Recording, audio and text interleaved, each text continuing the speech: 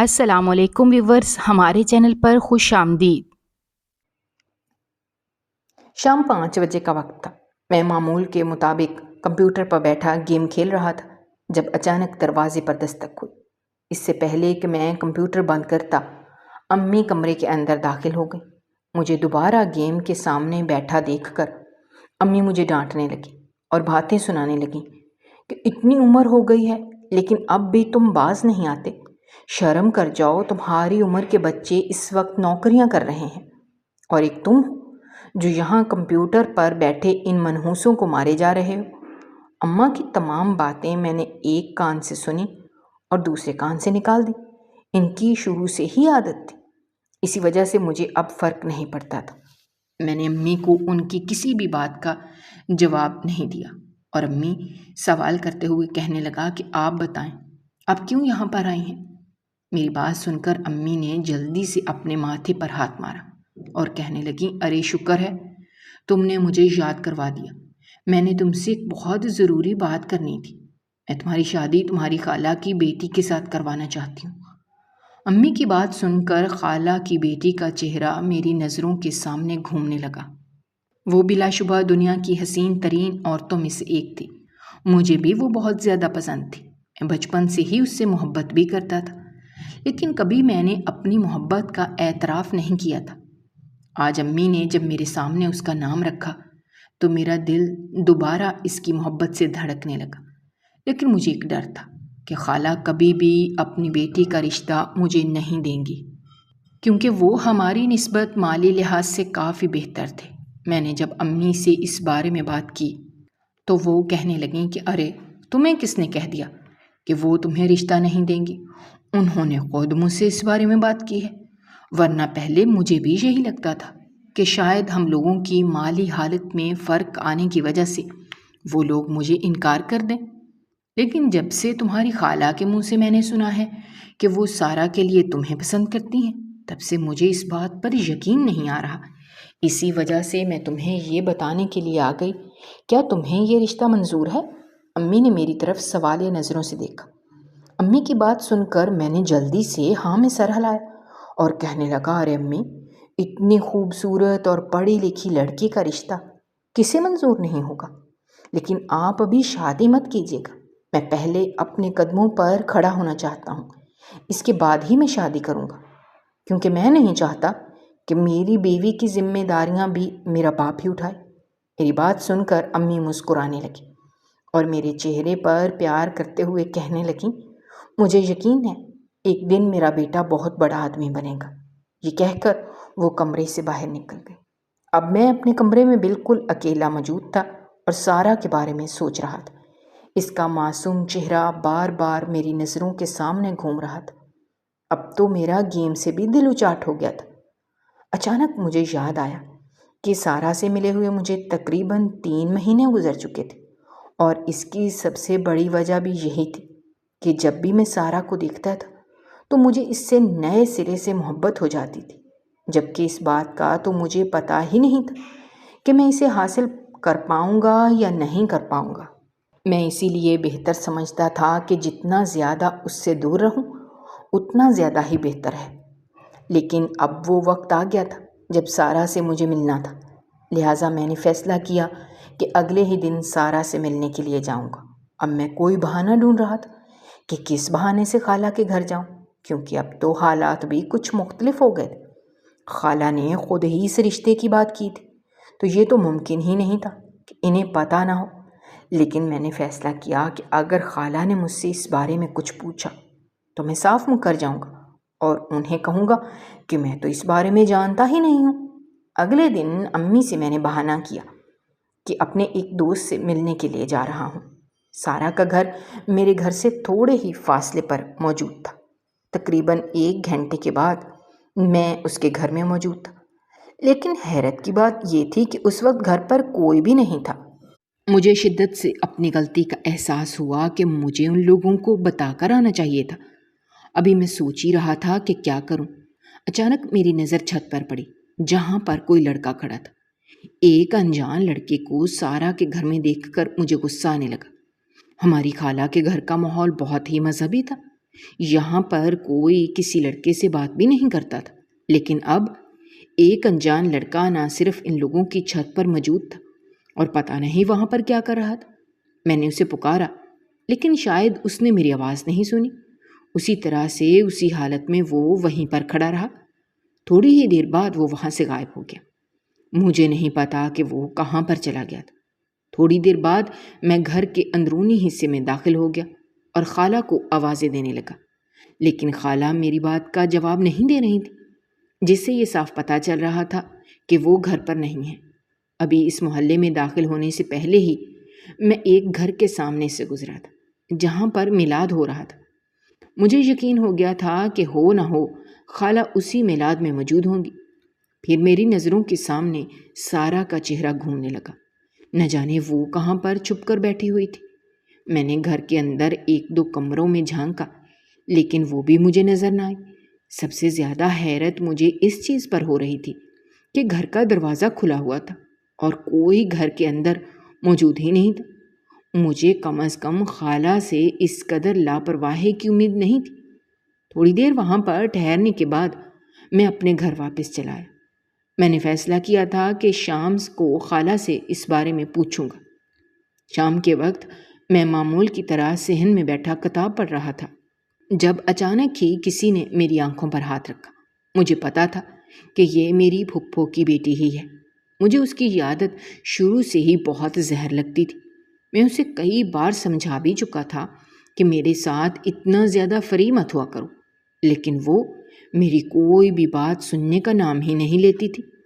الٹا بغیرتوں کی طرح ہنسنے لگتی اور کہنے لگتی کہ اگر تم سے فری نہیں ہوں گی تو اور کس سے فری ہوں گی۔ اس کے یہ لچھن اب مجھے تشویش میں مبتلا کرنے لگے تھے۔ مجھے سمجھ نہیں آ رہا تھا کہ کیسے اسے اس بات کا احساس دلاؤں کہ مجھے تمہاری ذات میں کوئی دلچسپی نہیں ہے۔ اشاروں میں تو میں اسے بتا چکا تھا، لیکن مجھے لگ رہا تھا کہ جب تک اپنی باتوں سے اسے اس چیز کے بارے میں نہیں بتاؤں گا تب تک وہ باز نہیں آئے گی۔ میں نے کہا، چاندنی جلدی سے ہاتھ اٹھا۔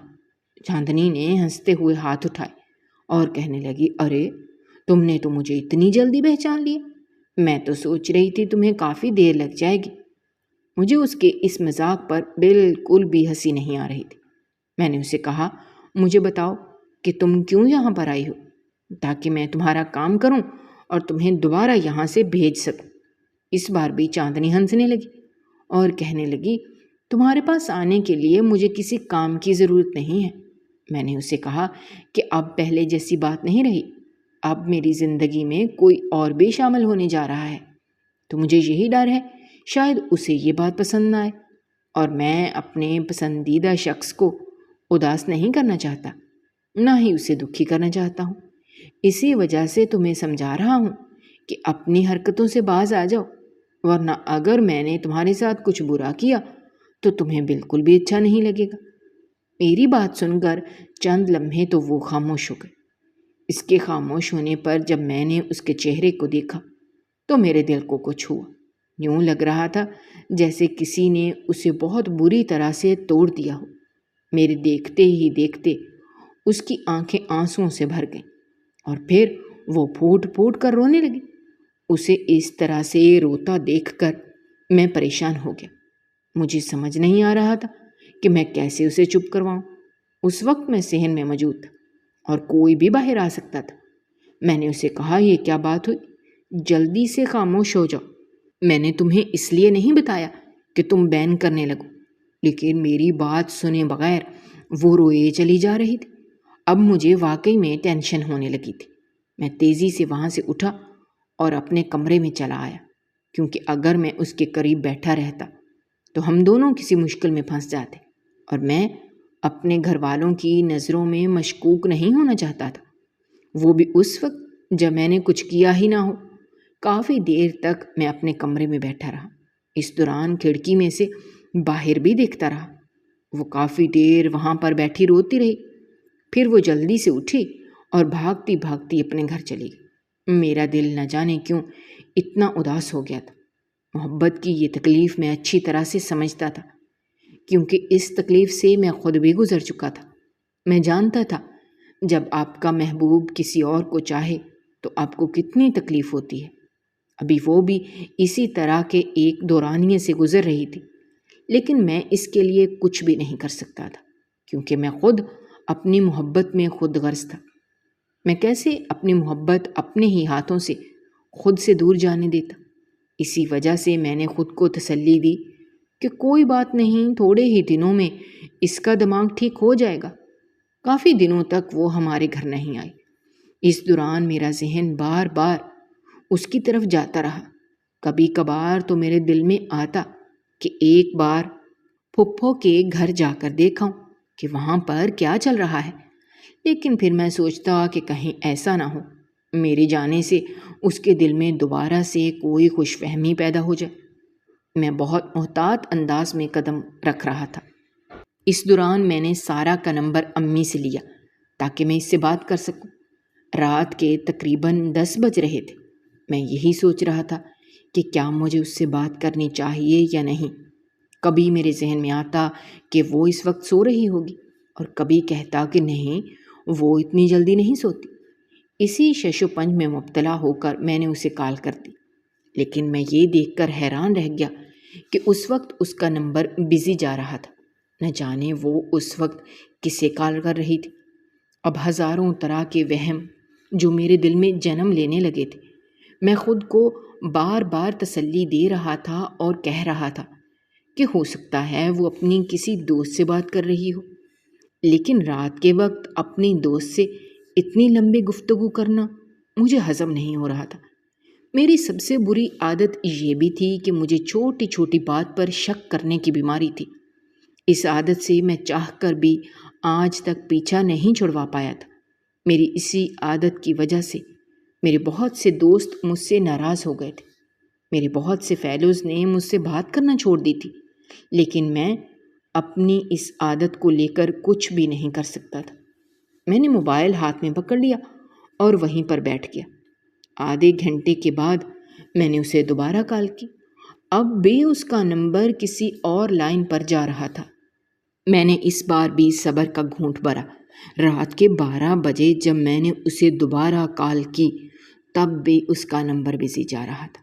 اب مجھے شدت سے کچھ غلط ہونے کا احساس ہونے لگا تھا۔ وہ پوری رات میں نے جاگتے ہوئے اور اسی چیز کے بارے میں سوچتے ہوئے گزاری تھی۔ اگلے دن میں دوبارہ سے اس کے گھر جانے کے لیے تیار ہونے لگا۔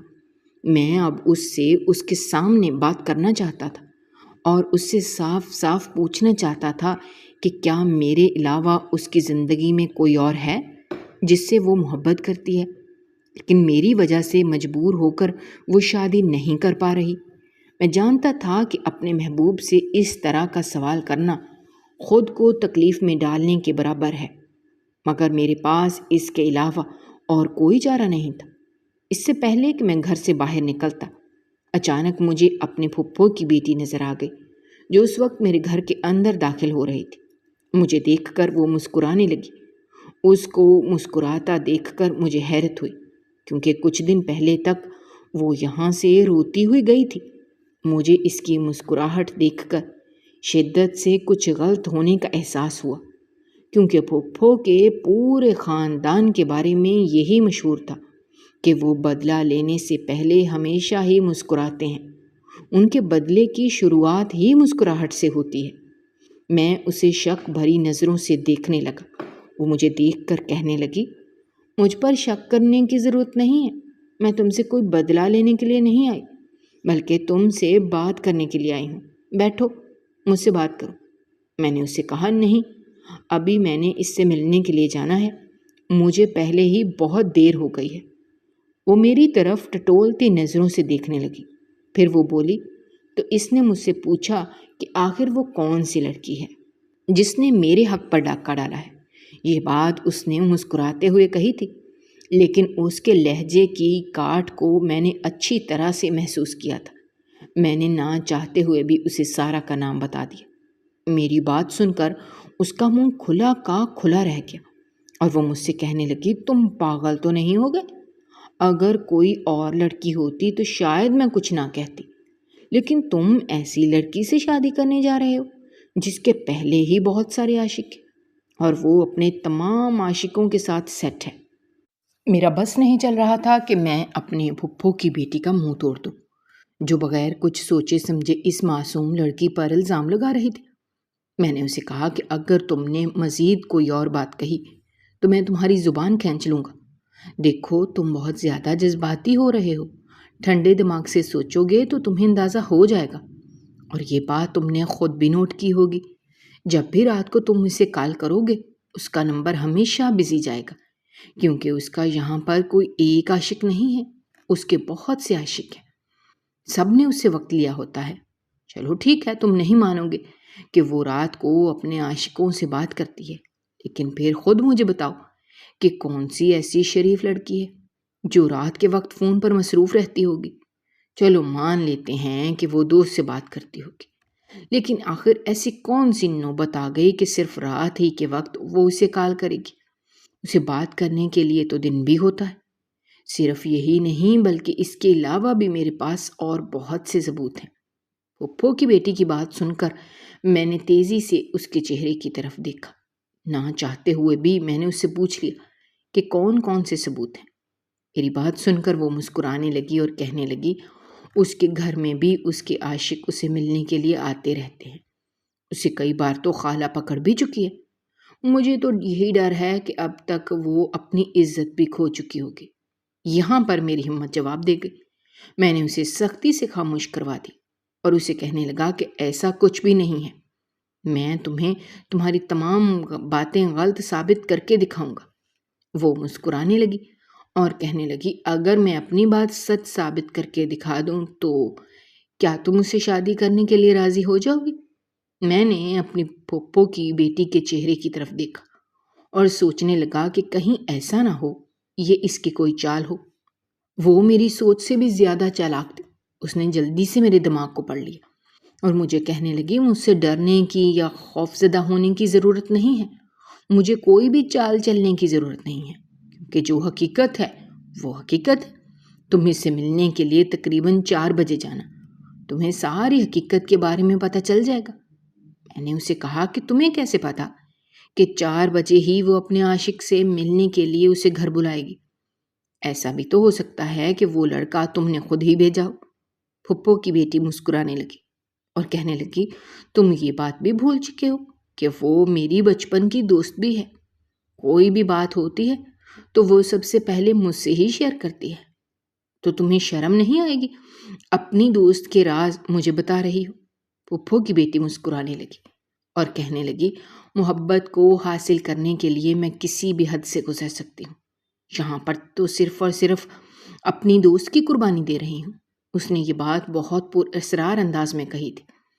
آج مجھے وہ دنیا کی سب سے چالاک عورتوں میں سے ایک عورت لگ رہی تھی۔ میں باہر کی طرف جاتے ہوئے میرے قدم رک گئے۔ میں دوبارہ سے اپنے کمرے میں واپس چلا گیا۔ میں نہیں جانتا تھا کہ میں نے کیوں پھپھو کی بیٹی کی بات مان لی۔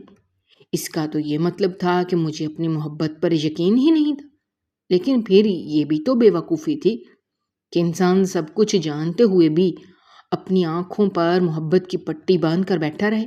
انسان کے لیے سب سے بڑھ کر عزت ہوتی ہے، محبت کی تو عزت کے سامنے کوئی اوقات نہیں ہے، اور میں کبھی بھی کسی ایسی لڑکی سے شادی نہیں کر سکتا تھا جس کی کوئی عزت ہی نہ ہو، کیونکہ بعد میں مجھے ہی مسائل کا سامنا کرنا پڑتا۔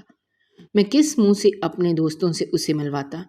اگر میرا کوئی دوست ہی اس کا عاشق نکل آتا تو میری تو ساری عزت کا کچرا ہو جانا تھا۔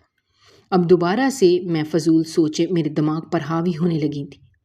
میں نہ چاہتے ہوئے بھی اسی بارے میں سوچتا چلا جا رہا تھا، اور اب میں اس جگہ پر کھڑا تھا جہاں مجھے چاندنی کی باتیں سچ لگنے لگی تھیں، کیونکہ کچھ دن پہلے ہی میں اس سے ملنے گیا تھا۔ تب گھر کا دروازہ کھلا ہوا تھا، گھر کے نچلے حصے میں کوئی بھی نہیں تھا۔ چھت پر میں نے لڑکے کو دیکھا تھا، لیکن تب میں نے اوپر جانے کی زحمت نہیں کی تھی۔ سارا نیچے موجود نہیں تھی تو کیا وہ بھی اوپر موجود تھی؟ میں نے خود سے سوال کیا۔ اس کے ساتھ ہی میرا دل تیزی سے دھڑکا، کیونکہ اس کا جواب میرے دماغ میں ہاں تھا۔ میں نے ایک نظر اپنا عکس شیشے میں دیکھا۔ اس وقت میرے ماتھے پر پسینہ چمک رہا تھا۔ میرا دل تیزی سے دھڑکنے لگا۔ ایک عجیب سی تکلیف تھی جو مجھے محسوس ہو رہی تھی۔ میری آنکھوں میں آنسو آ گئے، کیونکہ اپنی محبت سے بے وفائی کوئی بھی انسان برداشت نہیں کر سکتا، اور فی الحال میں بھی اسی طرح کی ایک صورتحال سے گزر رہا تھا۔ میں شدت سے 4 ہونے کا انتظار کر رہا تھا۔ جیسے ہی 4 ہوئے، میں تیزی سے اپنے گھر سے نکلا اور خالہ کے گھر کی طرف چل پڑا۔ وہ پورا راستہ میں یہی دعا کرتا رہا کہ اللہ کرے جیسا میں سوچ رہا ہوں ویسا کچھ بھی نہ ہو، سارا بالکل معصوم ہو اور اچھی ہو۔ میں نے زندگی میں پہلی بار شدت سے دعا کی تھی، لیکن شاید اس وقت قبولیت کا وقت نہیں تھا، کیونکہ اس دن مجھ پر ایک ایسا عذاب گرا جس نے میرے پورے وجود کو ہلا کر رکھ دیا۔ جیسے ہی میں گھر کے اندر داخل ہوا، معمول کی طرح دروازہ کھلا ہوا تھا اور گھر کے اندر اس وقت بھی کوئی بھی موجود نہیں تھا۔ میں نے بغیر سوچے سمجھے چھت کا رخ کیا۔ ان کی چھت پر ایک کمرہ بنا ہوا تھا جس کا دروازہ فی الحال کھلا ہوا تھا۔ میں بغیر سوچے سمجھے کمرے کے اندر داخل ہو گیا، لیکن سامنے کا منظر دیکھ کر مجھے لگا کہ میرے قدموں کے نیچے سے زمین نکل گئی ہو۔ اس کمرے میں ایک انجان لڑکا کھڑا تھا، جبکہ اس کے قریب ہی سارا بیٹھی ہوئی تھی۔ سارا نے اپنا ہاتھ اس لڑکے کے کندھے پر رکھا ہوا تھا۔ ان دونوں کو اس حالت میں بیٹھے دیکھ کر میرا خون غصے سے کھولنے لگا۔ مجھے دیکھ کر سارا پریشان ہو گئی اور جلدی سے اپنی جگہ پر اٹھ کر کھڑی ہوئی۔ وہ لڑکا بھی پریشان ہو گیا۔ اس سے پہلے کہ میں اسے مارنے کے لیے دوڑتا، سارا جلدی سے درمیان میں آ گئی اور کہنے لگی، خبردار جو تم نے اسے ہاتھ بھی لگایا، ورنہ میں تمہیں جان سے مار دوں گی۔ سارا کے منہ سے اپنے لیے ایسے الفاظ سن کر مجھے بہت دکھ ہوا۔ میں ناراض ہو کر اپنے گھر واپس چلا آیا۔ یعنی میری کزن بالکل ٹھیک کہہ رہی تھی، سارا اپنی عزت کھو چکی تھی، اور یہ صدمہ میرے لیے بہت برا تھا۔ چند دن تو اسی صدمے میں ہی گزر گئے۔ اس کے بعد امی دوبارہ سے میرے پاس آئیں اور مجھے کہنے لگیں کہ تمہاری شادی کی تاریخ رکھنی ہے، تو مجھے بتاؤ تم نے کس تاریخ کو شادی کرنی ہے۔ امی کی بات سن کر میں نے جلدی سے انکار کر دیا اور کہا کہ میں سارا سے شادی نہیں کروں گا۔ امی کا منہ کھلے کا کھلا رہ گیا۔ پہلے تو وہ کچھ بھی نہ بولی، کیونکہ وہ خود حیران رہ گئی تھی۔ وہ مجھ سے ہر چیز کی توقع کر سکتی تھی، لیکن وہ کبھی بھی یہ توقع نہیں کر سکتی تھی کہ میں سارا سے شادی سے انکار کر دوں گا۔ امی میرے پاس بیٹھ گئیں اور مجھ سے پیار سے پوچھنے لگیں کہ کیا کوئی بات ہو گئی ہے۔ میرے دل میں آیا کہ امی کو سارا کی ساری حقیقت کے بارے میں بتا دوں، لیکن پتہ نہیں کیوں میرے منہ سے وہ الفاظ ادا ہی نہیں ہو رہے تھے۔ اپنے محبوب کی شان کے خلاف مجھ سے کچھ کہا ہی نہیں جا رہا تھا۔ میں امی کے گلے لگ گیا اور پھوٹ پھوٹ کر رونے لگا۔ مجھے یوں روتا دیکھ کر امی مزید پریشان ہو گئی۔ وہ مجھے تسلی دے رہی تھیں اور خاموش کروا رہی تھیں۔ میں جلدی سے کمرے سے باہر نکل گیا، کیونکہ مجھے ڈر تھا کہ اگر میں زیادہ دیر امی کے پاس بیٹھا رہا تو میں انہیں ساری حقیقت بتا دوں گا، جبکہ میں فی الحال سارا کے بارے میں کسی کو بھی نہیں بتانا چاہتا تھا، پر میں سارا سے شادی بھی نہیں کرنا چاہتا تھا۔ دوسری طرف امی مجھ پر بہت دباؤ ڈال رہی تھی۔ ایک دن جب میں نے امی کو باتوں باتوں میں سارا کے بارے میں بتایا تو میری بات سن کر امی مجھے ڈانٹنے لگی اور کہنے لگی، مجھے پتا ہے کہ یہ چیز تمہیں کس نے بتائی ہے۔ میں تمہیں پہلے ہی یہ بات باور کرا دیتی ہوں کہ تمہاری شادی صرف اور صرف سارا کے ساتھ ہوگی، کیونکہ میں جانتی ہوں کہ وہ ایک نیک اور پاک بچی ہے۔ اس کے ساتھ ایسا کچھ بھی نہیں ہوا۔ مجھے سمجھ نہیں آ رہا تھا کہ میں امی کو کیسے سمجھاؤں۔ وہ میری کوئی بھی بات سننے کے لیے تیار ہی نہیں تھی۔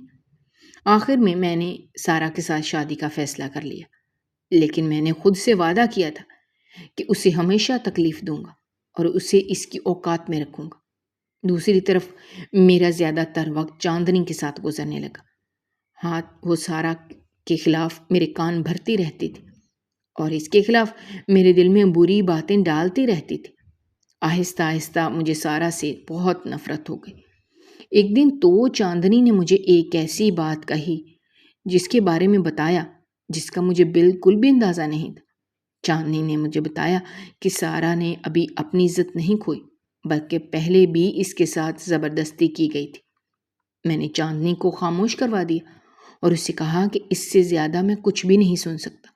خدا کے لیے بس چپ کر جاؤ، پہلے ہی دل پھٹنے کے لیے تیار ہے، اوپر سے تم مجھے مزید تکلیف میں مبتلا کر رہی ہو۔ میری بات سن کر چاندنی زخمی انداز میں مسکرانے لگی اور کہنے لگی، تو تم مجھ سے شادی کیوں نہیں کر لیتے؟ میں ہر طرح سے تمہارے لیے بہتر ہوں۔ سب سے اہم اور بڑی بات تو یہ ہے کہ میں تم سے بہت محبت کرتی ہوں۔ میں تمہیں ساری زندگی بہت خوش رکھوں گی، کبھی بھی تمہیں تکلیف نہیں ہونے دوں گی۔ چاندنی کو اب میں کیا بتاتا کہ میرا دل اس کے نام پر دھڑکتا ہی نہیں ہے، بلکہ میرا دل تو ابھی بھی اسی بے وفا کے نام پر دھڑکتا ہے۔ اس کے ساتھ شادی بلا شبہ میں بدلہ لینے کے ارادے سے ہی کر رہا تھا، لیکن میں جانتا تھا کہ میں اسے بہت جلد معاف کر دوں گا۔ میں خود اپنے دل سے تنگ آ چکا تھا، میرا دل حد سے زیادہ بے غیرت ہو گیا تھا۔ ایک دن میں نے سارا سے خود ہی بات کرنے کا فیصلہ کیا۔ شام کا وقت تھا، میں نے سارا کو کال کی۔ سارا نے جیسے ہی میری آواز سنی وہ چند لمحوں کے لیے خاموش ہو گئی، پھر وہ سخت الفاظ میں کہنے لگی، آپ نے مجھ سے کال کوئی سوال پوچھنے کے لیے کی ہے؟ تو میں پہلے ہی بتا دیتی ہوں کہ فی الحال میرے پاس آپ کے کسی بھی سوال کا جواب نہیں ہے، لیکن بہت جلد میں آپ کے تمام سوالات کے جواب دے دوں گی۔ یہ کہہ کر اس نے کال کاٹ دی۔ اس کا یہ رویہ دیکھ کر اب مجھے غصہ آ گیا تھا۔ ایک تو میں اس سے شادی کر کے اس پر اتنا بڑا احسان کر رہا تھا، اوپر سے وہ مجھے ہی نخرے دکھا رہی تھی۔ لیکن خیر، اب شادی میں صرف ایک ہی ہفتہ رہ گیا تھا۔ وہ وقت دور نہیں تھا جب سارا پوری کی پوری میری دسترس میں ہوتی۔ دن تیزی سے گزرتے جا رہے تھے۔ اس دوران ایک دن چاندنی میرے گھر آئی اور میرے قدموں میں بیٹھ کر رونے لگی۔ وہ مجھ سے ایک ہی بات کہہ رہی تھی کہ مجھ سے شادی کر لو، خدا کے لیے مجھ سے شادی کر لو، ورنہ میں مر جاؤں گی تمہارے بغیر۔ میں اپنی جان دے دوں گی، تمہارے بغیر میری زندگی کا کوئی مقصد نہیں ہے۔ اس کو ایسے کرتا دیکھ کر میں پریشان ہو گیا۔ میں نے اسے اٹھایا اور اسے سمجھانے لگا۔ اس سے پہلے ہی میری امی وہاں پر آ گئی۔ وہ پہلے ہی چاندنی کی باتیں سن چکی تھی، اسی وجہ سے وہ اسے بازو سے پکڑ کر ڈانٹتے ہوئے کہنے لگیں، لڑکی، تمہیں میں نے کتنی بار سمجھایا ہے کہ میرے بیٹے سے دور رہو، لیکن لگتا ہے تمہیں میری ایک بار کی کہی ہوئی بات سمجھ میں نہیں آتی۔ پہلے تمہاری بہن نے میرے بھائی کی زندگی برباد کی، اور اب تم میرے بیٹے کی زندگی برباد کرنے کے لیے چلی آئی ہو۔ میں تمہاری آخری بار وارننگ دے رہی ہوں، اگر آج کے بعد تم کبھی بھی مجھے اس کے آگے پیچھے بھی نظر آئی تو میں تمہارے سارے پول کھول دوں گی۔ امی کی بات سن کر وہ یکدم خاموش ہو گئی۔ اس کا چہرہ ایک دم سیاہ پڑ گیا تھا، یوں لگ رہا تھا جیسے وہ اپنا کوئی راز پکڑے جانے کی وجہ سے خوفزدہ ہو گئی ہو۔ میں نے امی سے پوچھا کہ آپ کون سے پول کی بات کر رہی ہیں؟ چاندنی نے جلدی سے امی کے ہاتھ پکڑ لیے اور انہیں آنکھوں ہی آنکھوں میں اشارہ کرنے لگی۔ اس کے بعد وہ خاموشی سے وہاں سے چلی گئی۔ دوبارہ چاندنی کبھی بھی میرے گھر میں نہیں آئی تھی، اور میرے لیے اس سے بڑھ کر خوشی کی کوئی بات نہیں تھی۔ کم از کم میرا ایک عورت سے تو پیچھا چھوٹ ہی گیا تھا۔ دوسری طرف گھر میں تیزی سے شادی کی تیاریاں ہو رہی تھیں۔ اب دلہن کے لہنگا لینے کی باری آ گئی تھی۔ امی مجھے بار بار یہی کہہ رہی تھی کہ تم سارا کو اپنے ساتھ لے کر جاؤ اور اس کی مرضی کا لہنگا اسے خرید کر دے دو، لیکن میں امی کو سمجھا سمجھا کر تھک گیا تھا۔ میرا جانے کا بالکل بھی دل نہیں ہے۔ امی نے آخر میں مجھے دھمکی دی اور کہنے لگیں، اگر تم وہاں پر نہ گئے تو میں تم سے ناراض ہو جاؤں گی۔ نہ چاہتے ہوئے بھی میں سارا کے گھر جانے کے لیے راضی ہو گیا، لیکن میں نہیں جانتا تھا کہ وہاں پر جا کر مجھے کتنی خواری کاٹنی پڑے گی۔ ایک دو دن 12 بجے کا وقت تھا، تیز دھوپ تھی۔ میں سارا کے گھر کے دروازے کے باہر کھڑا تقریباً 10 منٹ سے دروازہ بجا رہا تھا، لیکن کوئی بھی دروازہ کھولنے کا نام ہی نہیں لے رہا تھا۔ میرے دل میں دوبارہ سے شک بھرنے لگا تھا۔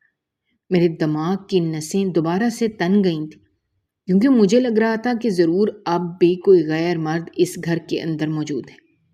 اس سے پہلے کہ میں دروازہ توڑتا، اچانک ایک خالہ باہر آئیں۔ یوں لگ رہا تھا جیسے وہ ابھی سو کر اٹھی ہوں۔ مجھے اپنی سوچ پر شرمندگی ہونے لگی۔ میں نے ان سے ہچکچاتے ہوئے کہا کہ آپ سارا کو بھیج دیں، میں اسے بازار لے کر جاؤں گا تاکہ وہ اپنی مرضی کا لہنگا خرید لے۔ میری بات سن کر خالہ حیران ہو گئیں اور کہنے لگیں، بیٹا، یہ بات تو تمہیں مجھے پہلے بتانی چاہیے تھی۔ میں نے انہیں کہا کہ امی کی سارا سے بات ہو چکی ہے۔ اب کہ خالہ غصہ ہونے لگی، انہوں نے مجھے بتایا کہ سارا نے انہیں اس بارے میں کچھ بھی نہیں بتایا۔ آج صبح ہی وہ اپنی دوست کے گھر چلی گئی ہے۔ یہ لڑکی اب کچھ زیادہ ہی ہواؤں میں اڑ رہی تھی۔ میں نے فیصلہ کر لیا تھا کہ بہت جلد اس کے پر کاٹ دوں گا۔ دوسری طرف خالہ بہت زیادہ شرمندہ ہو رہی تھیں۔ میں نے انہیں کہا کہ آپ کو شرمندہ ہونے کی ضرورت نہیں ہے، ہو سکتا ہے وہ واقعی بھول گئی ہو۔ خیر کوئی بات نہیں، میں یہ آپ کو پیسے دے دیتا ہوں، آپ اپنی مرضی سے اس کے لیے لہنگا خرید لیجیے گا۔ خالہ میری بات سن کر مشکور نظر آنے لگی اور کہنے لگی، بیٹا مجھے سمجھ نہیں آ رہی میں تمہارا کیسے شکریہ ادا کروں، تم ہماری بہت زیادہ مدد کر رہے ہو۔ ان کی بات سن کر میں مسکرا دیا اور کچھ بھی کہے بغیر اپنے گھر واپس آیا۔ میری شادی میں اب صرف 3 ہی دن رہ گئے اور پھر میری بارات کا بھی دن آ گیا۔ اس دن سارا بلا شبہ بہت ہی حسین لگ رہی تھی۔ وہ آسمان سے اتری ہوئی کوئی پری لگ رہی تھی۔ ہر کوئی ہم دونوں کی جوڑی کی تعریف کر رہا تھا۔ میں نے دل میں سوچا کہ اس کے ظاہر کی طرح اس کا باطن بھی خوبصورت ہوتا۔ میرا دل اس وقت بے خون کے آنسو رو رہا تھا۔ رات کے وقت جب میں کمرے میں گیا تو میں بغیر اسے دیکھے اسے سونے کا کہہ دیا۔ وہ بھی بغیر کچھ کہے چینج کر کے لیٹ گئی۔ تھوڑی ہی دیر بعد میری آنکھ لگ گئی کیونکہ میں کافی تھکا ہوا تھا۔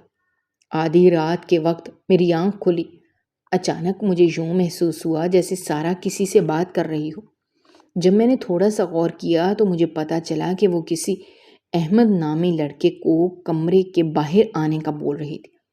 اس کی یہ بات سن کر مجھے لگا کہ 7 آسمان میرے سر کے اوپر آ کر گر گئے ہوں۔ وہ اس وقت میری دسترس میں موجود تھی، لیکن پھر بھی وہ ایک غیر مرد کی طلب کر رہی تھی۔ وہ تیزی سے کمرے سے باہر نکل گئی۔ اس کے پیچھے پیچھے میں بھی کمرے سے باہر نکل گئی۔ تھوڑی ہی دیر بعد وہ گھر سے باہر ایک لڑکے کے ساتھ کھڑی تھی۔ میں تیزی سے وہاں پر گیا اور سارا کو پکڑ کر اس کے چہرے پر تھپڑ دے مارا۔ میں اس سے چلاتے ہوئے پوچھنے لگا کہ تم اس وقت غیر مرد کے ساتھ کیا کر رہی ہو؟ میری بات سن کر وہ رونے لگی اور کہنے لگی، یہ کوئی غیر مرد نہیں ہے، یہ میرا سگا بھائی ہے، اس کے ساتھ میرا خون کا رشتہ ہے۔ اس وقت میری مدد کی ضرورت تھی۔ آج ہی رات اس کا آپریشن ہے، اس کے پاس پیسے نہیں تھے۔ آپریشن کے سلسلے میں اس نے مجھے کال کی تھی۔ یہی پیسے دینے کے لیے میں اسے باہر آئی تھی۔ چونکہ یہ میرے باپ کی ناجائز اولاد ہے، اسی وجہ سے کبھی بھی امی نے اسے قبول نہیں کیا، لیکن میں چاہ کر بھی اسے خود سے دور نہیں کر سکتی کیونکہ اب اس کا پوری دنیا میں میرے علاوہ اور کوئی بھی نہیں ہے۔ تب مجھ پر یہ راز آشکار ہوا کہ جس لڑکے کو میں سارا کے ساتھ اس کے گھر کئی بار دیکھتا تھا وہ اس کا اپنا ہی بھائی تھا، جس سے وہ اپنی ماں کی غیر موجودگی میں ملتی تھی کیونکہ اس کی ماں اس کے بھائی کو پسند نہیں کرتی تھی۔